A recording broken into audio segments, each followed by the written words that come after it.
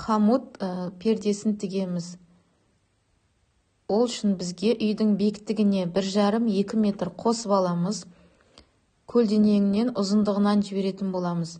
Енін төбесі етіп аламыз.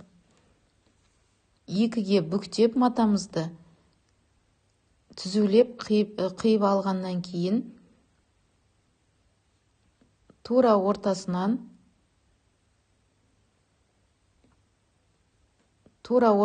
бүктегеннен кейін біз 10 сантиметр түзулеп қиып аламыз өзімізге керекті матамызды.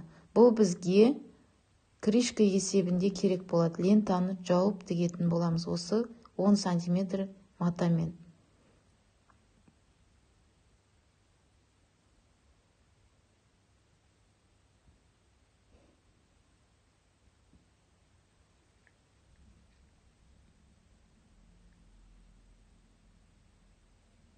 Қиып алып қоямыз. Енді екі шетіндегі кромка шеттерін қиып алып тастаймыз. Барлығын екі шетінен де қиып алып тастаңыздар. Кромка шетін тіккенде тартылып қалады.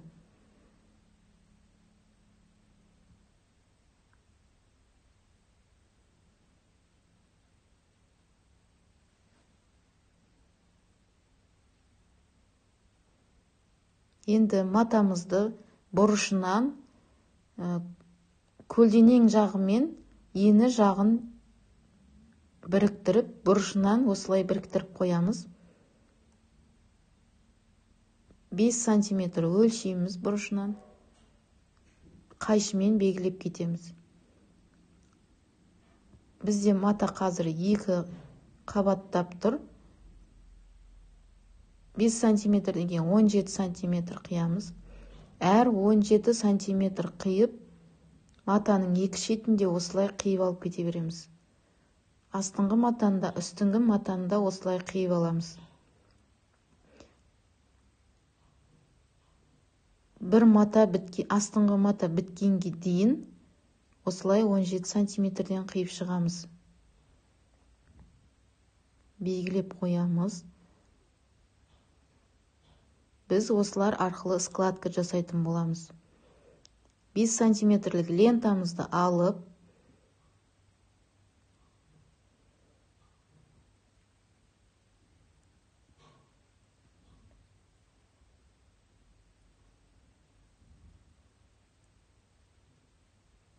он 17 сантиметрдей шетін тігеміз кішкене. Жаңағы қиған жерімізден ұстап алып,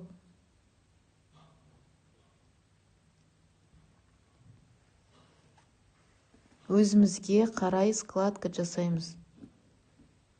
Қиған жерімізді бүктеп тұрып, өзімізге қарата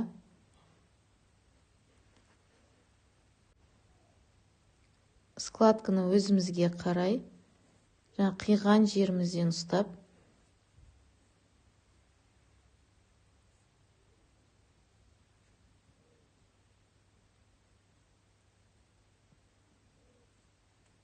қолмен түзулеп отырып, тігіп шығамыз.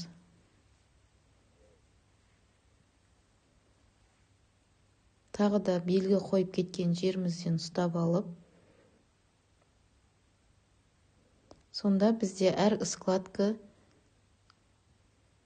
5 сантиметрден түсіп тұрады.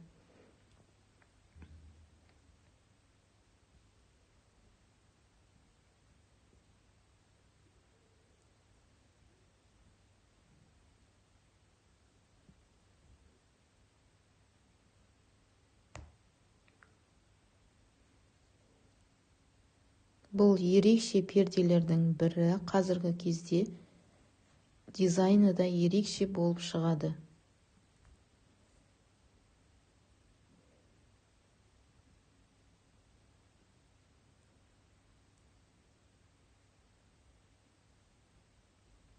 Складканы осылай қолмен жөндеп отырып тігесіздер.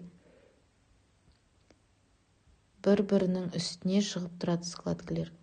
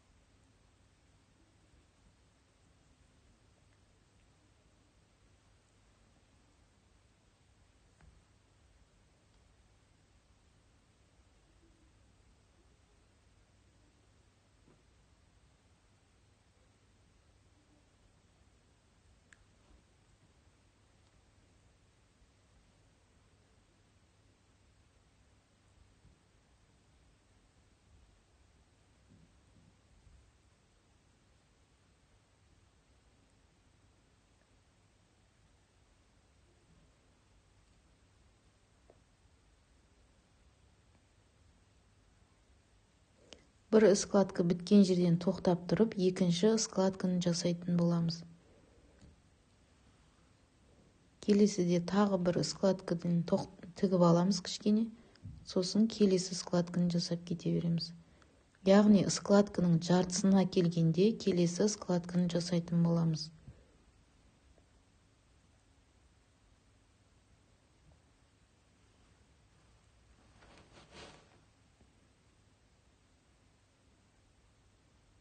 Келесі складканы жасағанда бірінші жасаған складканың астына жартысы кіреді. Біз енді ортасына келдік. Ортасын кішкене арқа жағын ортасын түзулеп жібереміз да, арқасын бірдей складка жасамаймыз, өйткені арқасы астына осылай түсіп тұру керек.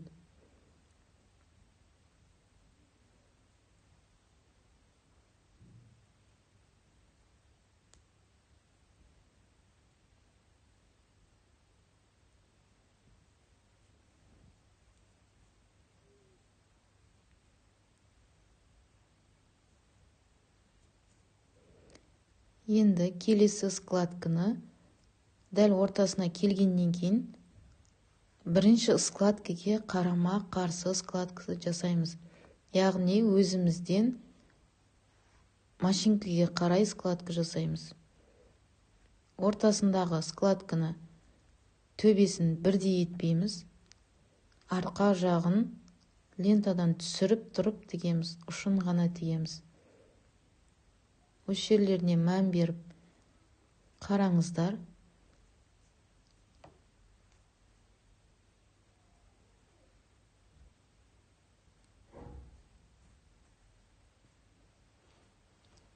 Жаңағы қиып алған жерімізден осылай ұстап алып, бірінші складканың жартысын тіккеннен кейін сол жартысына алып кеп қоямыз. Складканы бірінші толық тікпейміз, жарты-жарты тігіп отырамыз. Осылай. Складкалар бір-бірінің үстінде тұру керек.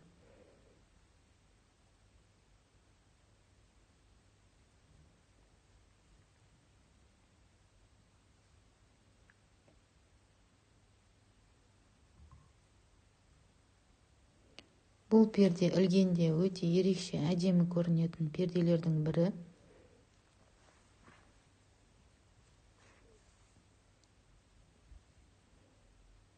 Енді қалған складкаларымыздың асты, үсті барлығы бірдей жиналатын болады.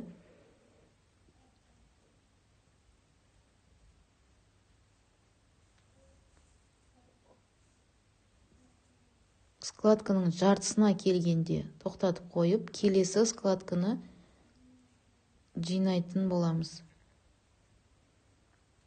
Осылай ең соңындағы белгіге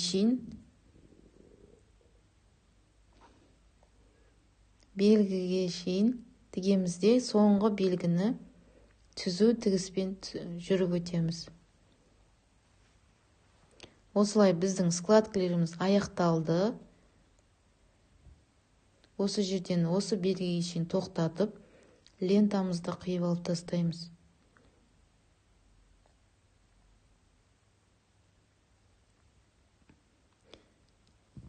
Енді біз бағанағы 10 сантиметр қиып алған матамызды крючка етіп жабамыз. Яғни лентасын бетінен жауып қоямыз. Ол үшін түктеріне мән беріңіздер. Түгі бір келгі жатуы керек матамен. Осы түзу тігістің үстімен тігісті көрінбейтіндей етіп тігіп шығамыз. Астыңғы тігіс көрінбеуі керек бізде.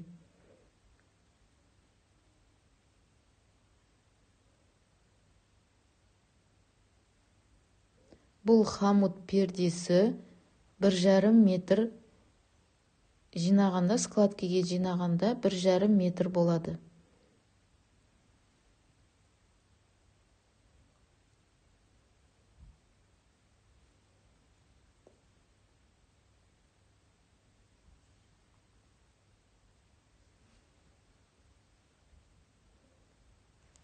Енді келесі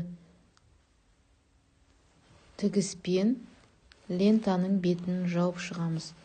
Матамызды, артық матамызды ішке қайтарып, лентаның бойымен бірдей етіп тігіс түсіреміз.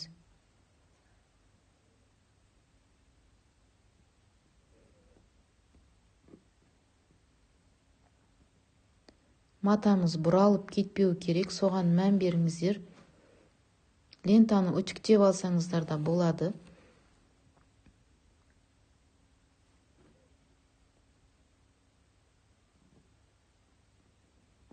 Барлығын тігіп болғаннан кейін теріс бетінен үтіктеп аласыздар.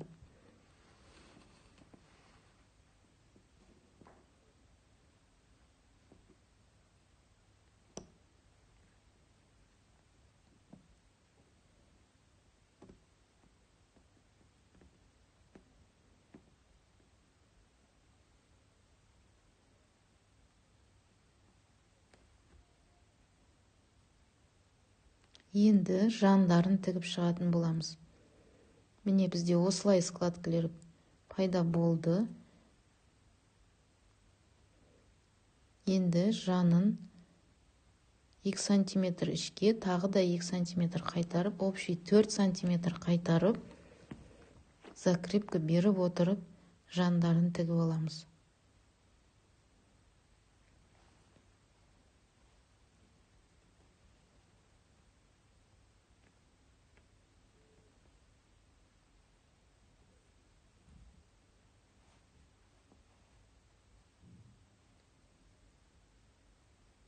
Метрмен өлшеп отқандарыңыз дұрыс.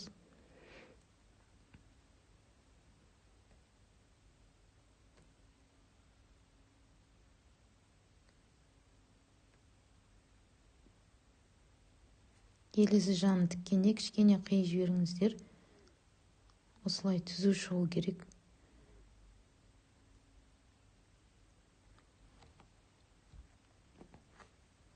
Енді лентаның шетін тігеміз.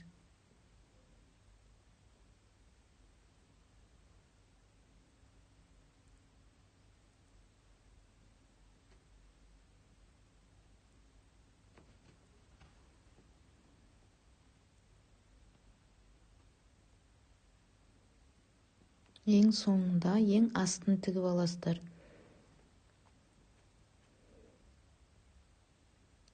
1 сантиметр ішке қайтарып, 5 сантиметр көлемінде тігіп, метрмен өлшеп отырып тігесіздер. Астың асты бұралып кетпеу керек.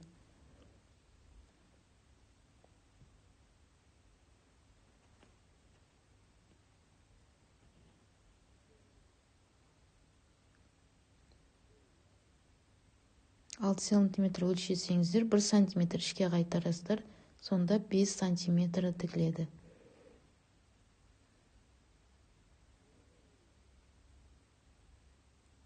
Міне астын тігіп алдық. Енді пердемізді ілетін боламыз. Барлығын үтіктеп аласыздар. Пердемізді ілдік. Осылай әдемі ерекше сәнді үлгідегі хомут пердесі пайда болды. Осылай перде ілгішпен ұстатып қоясыз. Енді мына шетіне өз қалауларыңызбен біз алдыңғы сабақта үйренгендей бақырама тігу әдісін бақырама тігіп қойсаңыздар болады. Ерекше сәнді әдемі көрінеді.